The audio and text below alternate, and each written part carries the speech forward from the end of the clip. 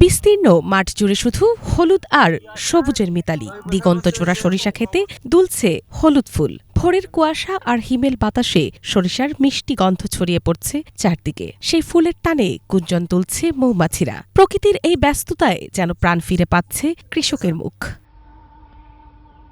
সাতক্ষীরা জেলার বিভিন্ন এলাকায় সরিষা ক্ষেতের পাশে কাঠের বাক্সে মৌমাছি পালন করে একসঙ্গে মধু ও সরিষার ফলন বাড়াচ্ছেন চাষিরা। সরিষা ক্ষেতের পাশে এই মৌমাছি পালনের কারণে ক্ষেতে কোনো কীটনাশক ব্যবহার করার প্রয়োজন পড়ে না, তাই প্রাকৃতিকভাবেই হচ্ছে ফুলের পরাগায়ন। এতে করে একদিকে কমছে খরচ, অন্যদিকে বাড়ছে ফলন।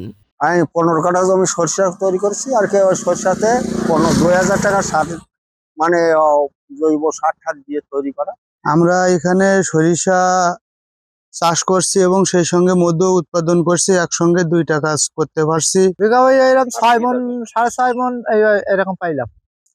এবারও আশা করছি চাষি আর ভালো হওয়ার পাওয়া যাবে, আশা করা যাচ্ছে। চাষিরা জানান, আমন ও বোরো ধানের মাঝখানে পড়ে থাকা জমিতে সরিষা চাষ করে তারা বাড়তি লাভ পাচ্ছেন।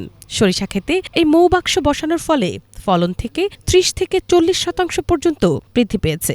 এতে করে একদিকে ভোজ্য তেলের চাহিদা মিটছে, অন্যদিকে উৎপাদিত মধু এলাকার চাহিদা মিটিয়ে বাইরেও বিক্রি করা হচ্ছে। আর যেহেতু সরিষা ফুল ফুটছে আর সরিষা বক্স স্থাপন করার কারণে সরিষা ফলন 30 থেকে 40% বৃদ্ধি হয়। আর যে সরিষা ফুল থেকে যে মধুটা সংগ্রহ হয়, এই মধুটা আমরা এলাকার যে চাহিদা সেটা মেটাতে পারি। আর যে ন্যাচারাল যে মধুটা আমরা নিজেরাও সেটা সংগ্রহ করে আমরা দেশের চাহিদা মেটাতে পারি। সারা বছর মৌচাষীরা বিভিন্ন ফুল থেকে মধু সংগ্রহ করলেও সরিষার ফুল থেকে মধু সংগ্রহের সময় এখনই। তাই মধু সংগ্রহে ব্যস্ত সময় পার করছেন সাতক্ষীরার মৌখামারিরা। প্রতিটি বাক্স থেকে 5 থেকে 7 কেজি মধু সংগ্রহ করা হয়। প্রতি কেজি মধু বিক্রি হয় 450 টাকায়। প্রতিটি খামারি কমপক্ষে 100 থেকে সর্বোচ্চ 200টি বাক্স ব্যবহার করে। ডিসেম্বরের প্রথম থেকে ফেব্রুয়ারি মাসের শেষ সপ্তাহ পর্যন্ত চলবে এই মধু আহরণের কাজ।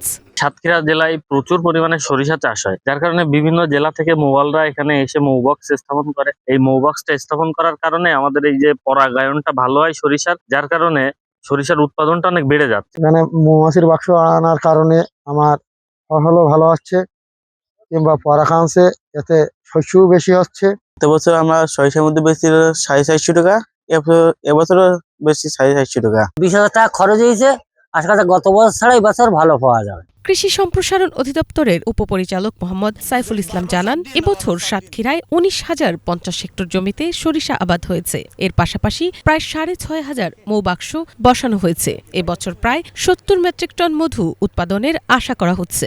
এ পর্যন্ত 6,500 মৌবক্স বসেছে।